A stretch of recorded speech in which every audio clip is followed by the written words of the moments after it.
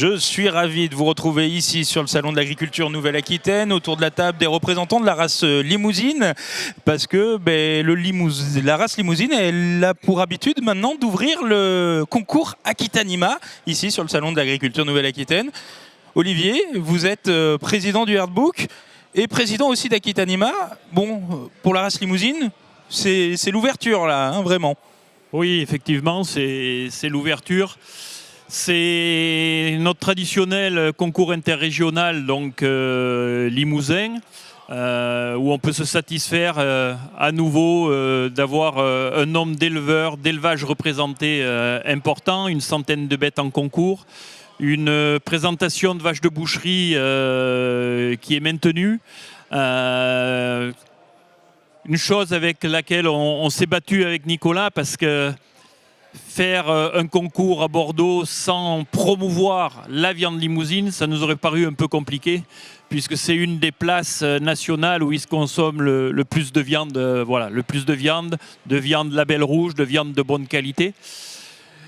Sinon, on a la primeur de démarrer notre concours tout le temps le samedi matin en premier devant nos amis Blonde d'Aquitaine, Bazadé. J'oublierai pas non plus les charolais partenaires qui sont en présentation, l'éleveur jerseyais qui a deux vaches lui aussi présentes. Donc c'est tout ce monde-là qu'il faut préserver autour d'Aquitanima, nos amis sur la filière ovine. Puisque avant tout, Bordeaux, l'idée c'est vraiment d'en faire un pôle herbivore. Sans l'élevage demain, sur notre région, on déconstruit ce que les générations avant nous ont mis en place. Et c'est là qu'il faut vraiment qu'on porte un message que l'élevage est primordial et que sans élevage, on court à la catastrophe. Nicolas, justement, Forêt-Roux, le concours Aquitanima pour la limousine, c'est combien de bêtes, c'est combien de sections? Expliquez-nous, présentez-nous un peu tout ça et qu'est-ce que ça apporte aux éleveurs aussi? Alors, sans être chauvin, c'est le meilleur concours de la région, c'est facile à dire.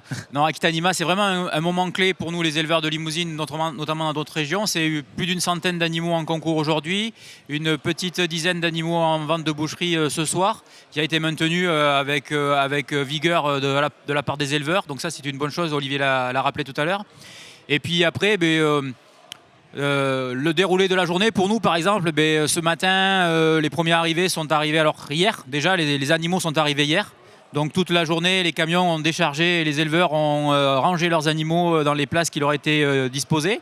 Et puis ensuite, ce matin, à partir de 6 h, les premiers éleveurs sont arrivés pour commencer à brosser, nettoyer les stalles et tout ça. Il y a toute une préparation avant les concours. Toute une préparation. Bien sûr, Bordeaux reste un moment privilégié de concours, mais aussi de convivialité. Donc 8h30, c'est le premier casse-croûte de la journée pour les éleveurs. Donc ils sont autour de nous. On le voit derrière nous, effectivement. Ils terminent, ils ont presque bu toutes les bouteilles d'eau. Et donc dans un quart d'heure, nous allons nous retirer, préparer les dernières petites bricoles sur nos animaux. Et on va commencer le concours à 10 h. Avec des sections qui vont monter des plus jeunes mâles jusqu'au plus gros en intervertissant un coup mâle, un coup femelle. Et à midi, on ira faire une petite pause pour déjeuner, bien sûr, et on recommencera à 14 h pour finir en beauté avec les meilleurs animaux du concours. Une petite nouveauté, cette année, on va mettre en avant le meilleur animal espagnol aussi. C'est pour les récompenser de leur fidélité avec nous depuis, je sais pas, depuis toujours. Ils sont là, ils ont toujours été là et ils font partie de la famille limousine d'Aquitaine. Et puis ensuite, ce soir, la nouvelle formule de la vente de bouchères. Donc ça, vous découvrirez la primeur de cette nouvelle organisation avec bien sûr encore un casse-croûte. S'il reste des bouteilles d'eau, ils boiront des bouteilles d'eau. Et puis, un moment libre pour que les éleveurs décompressent. Et ce soir, la soirée des éleveurs limousins au GEG, historique aussi, un partenaire depuis toujours avec nous les limousines, où là, on va se retrouver une centaine de personnes, une centaine d'éleveurs autour de viande de Gironde. Voilà, une belle journée. Dimanche matin, on aura encore un petit casse-croûte avec nos amis espagnols. Voilà, c'est un bon moment. On a le plaisir d'accueillir Roupette. Donc, si vous l'avez loupé à Paris, C'est venez la voir à Bordeaux, elle est là, effectivement. elle est toujours aussi belle, elle est même plus belle parce que l'air de l'Aquitaine lui fait du bien, c'est son air à elle. Donc elle est chez elle, ici en Aquitaine.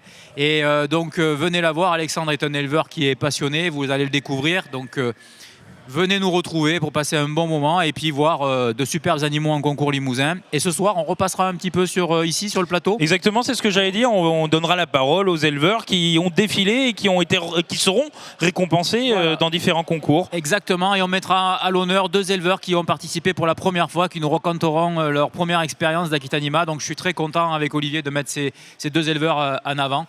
Donc voilà pour le programme de la limousine. Olivier, justement, qu'est-ce que ça apporte aux éleveurs en fait, ce concours Aquitanima? C'est l'un des concours les plus importants. Il y a Paris, il y a Cournon et il y a Aquitanima. Aquitanima, de par la position géographique et la proximité avec nos amis espagnols, portugais, il faut savoir que l'Espagne est le 2e importateur de génétique limousine. Voilà. Donc toute l'importance de ce salon, eh bien, voilà, elle est faite d'aspects économiques et je dirais que dans la nouvelle dynamique aujourd'hui, puisqu'on est un peu en train de renouveler les équipes, commissariat général, etc., l'idée c'est de professionnaliser davantage encore le salon d'Aquitanima et essayer de le professionnaliser d'un point de vue des exposants, mais aussi d'un point de vue du visitorat, faire comprendre aux gens, aux éleveurs, qu'ils ont un intérêt à venir nous voir à Bordeaux, à Aquitanima. Aux éleveurs et au grand public, parce que là sur le ring, justement le week-end, on a souvent du grand public qui vient aussi voir. Oui, bien sûr, et découvrir. Le grand public, on ne l'oublie pas dans le cadre de la foire, c'est le principal public à Bordeaux. Et à cette occasion, je peux glisser un petit message, c'est qu'il faudrait que demain, nos amis de BIM prennent bien conscience de l'enjeu qu'ils ont à ce qu'on garde cette partie élevage intégrée à leur salon et à leur événement. Bon, le message est passé. Mais à côté de vous, Alexandre, vous justement, vous êtes éleveur dans la Vienne, à Diennet, et vous êtes l'éleveur de l'égérie du Salon de l'Agriculture de Paris, Houppette. Oui, c'est ça, donc je suis arrivé. Et on a la primeur d'avoir Houppette ici sur le salon. Voilà, donc Houppette est venu avec son veau hier et sera visible donc jusqu'à lundi soir. Lundi soir. Bon, Houppette, présentez-nous un peu Houppette. Bon, même si... on en a entendu parler quand même cette année d'Houppette. Donc Houppette, c'est une vache limousine qui a 6 ans et qui est donc suitée d'une petite femelle qui s'appelle Vienne, qui est née le 25 décembre et qui a donc été l'égérie du Salon de l'Agriculture 2025. Bon, Houppette, justement, et être l'égérie pour l'éleveur, pour la vache, qu'est-ce que ça fait? Bon, la vache, elle a dû vous le dire, vous le glissez dans le coin de l'oreille, dans le creux de l'oreille. Alors, pour l'éleveur, c'est vrai que c'est une fierté, c'est une chose que même depuis tout petit, j'avais même pas rêvé parce que jamais j'avais pensé pouvoir avoir la vache égérie du Salon de l'Agriculture. Mais aujourd'hui, je suis très fier de ce qu'on a fait donc collectivement, aussi bien au niveau des éleveurs, du Airbook, de la présidence du Airbook. Il y a vraiment eu un travail collectif qui a été fait et je pense qu'on peut être fiers tous ensemble de notre travail qui a été fait pour la vache à Paris. Oui, et moi je vois vous avez tous un petit badge là, Houppette, je suis jaloux, moi j'en ai pas, j'espère quand même qu'on verra ça. Houppette, j'allais vous demander, ça vous a apporté quoi d'être l'égérie sur votre exploitation et peut-être pour la race?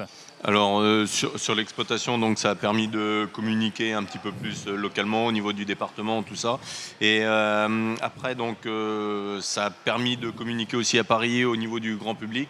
Donc moi mes messages que je voulais faire passer au niveau du grand public, c'était qu'en France aujourd'hui on a une qualité qui est quand même la meilleure au monde et qu'il faut mieux manger un petit peu moins de viande et manger de la bonne. Donc voilà, c'était un petit peu le message que je voulais faire passer au niveau du grand public.